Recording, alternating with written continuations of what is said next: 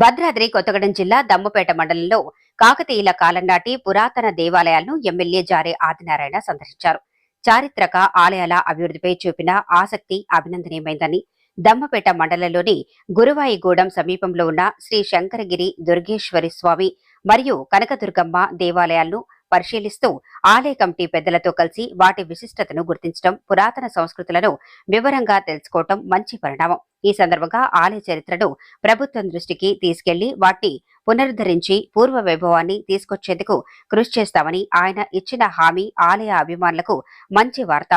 ప్రాచీన దేవాలయాలు మతపరంగా, సంస్కృతి పరంగా ఎంతో విలువైనవి.